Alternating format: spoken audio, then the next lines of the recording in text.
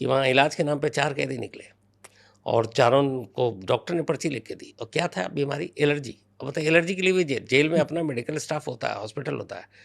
Serious होते हैं तो वहाँ बाहर भेजते हैं। उन चारों को भेजा जयपुर अस्पताल में। जयपुर सेंट्रल जेल से चारों निकलते हैं, अस्पताल जाते हैं। पता चला कि अस्पताल से जेल वैन खड़ी हुई है, वो सारे गायब हैं। किसी ने कॉल किया, मुखबिर ने, पुलिस को कि ये 4 कैदी जो है आपके आज अब भाग रहे हैं। पुलिस भागती है, देखती है नहीं, और जो उनको 4 पुलिस वाले साथ लेकर आए थे वो भी गायब। अब ढूंढा गया तो फिर शहर के 2 अलग-अलग होटल से वो चारों मिलते हैं।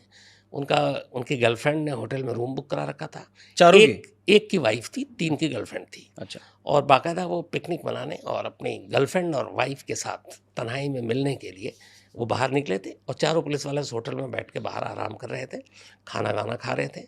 बाकायदा गाड़ी से ये लोग गए थे, फिर इन सबको उठाया गया तो पता चला कि जेल के डॉक्टर साहब जो है वो पैसे लेकर बीमारी के नाम पर भेजते हैं। तो एलर्जी डॉक्टर साहब को थी? एलर्जी डॉक्टर पैसे साहब को की? थी।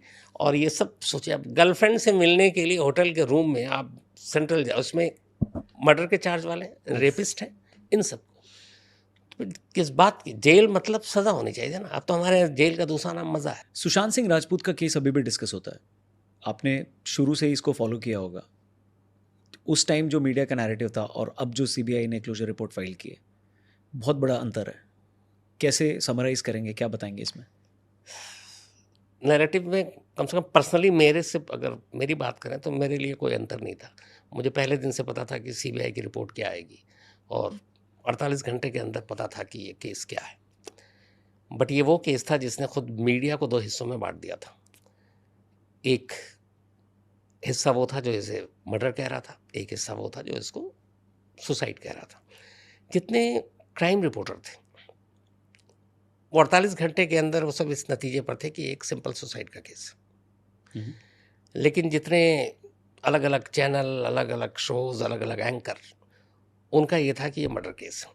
अब क्यों था मुझे मालूम नहीं, क्योंकि उस वक्त 2-2 साल पुरानी बातें याद की जा रही थी, तस्वीरें, वीडियो, सीसीटीवी दिखाया जाता है कि देखो सुशांत सिंह राजपूत 2 साल पहले हंस रहा था।